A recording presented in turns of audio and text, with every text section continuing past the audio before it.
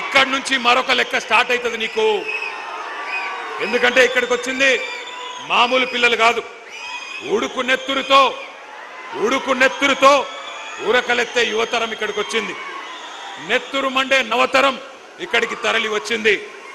Jung siren మోగించడానికి వచ్చిన మా young generation కు హృదయపూర్వకంగా నమస్కారాలు.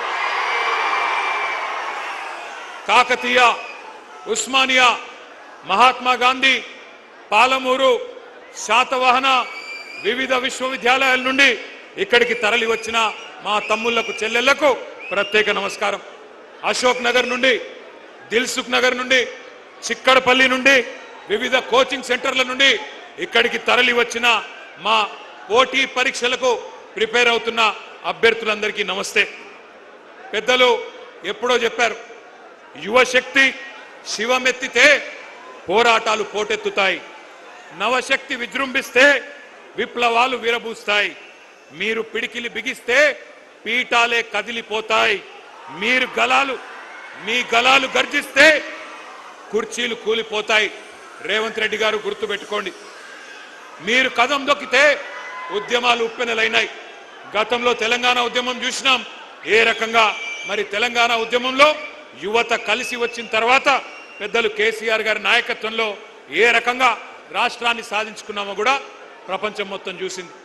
ఇవాళ ఎందుకు కలుసుకున్నాం ఇక్కడ, మనం ఎందుకు ఇంతమంది ఇక్కడికి వచ్చినాం, ఒక్కసారి గుర్తు చేయాల్సిన బాధ్యత మా అందరి మీద ఉన్నది.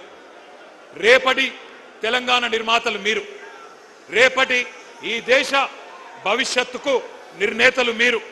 మరి అట్లాంటి యువతరాన్ని దగా చేయవచ్చునా ఆలోచించండి. ఎందుకు ఈరోజు ఈ కార్యక్రమం ఏర్పాటు చేసుకున్నాం?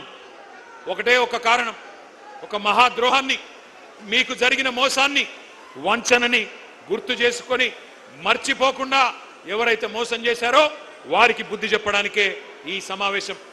సరిగ్గా ఇదే నేల మీద, సరిగ్గా ఇదే ప్లేస్లో 38 నెలల కింద మే 8, 2023 ఆనాడు ఇదే సరూర్ నగర్ స్టేడియం సాక్షిగా ఒక దారుణమైన దగా జరిగింది.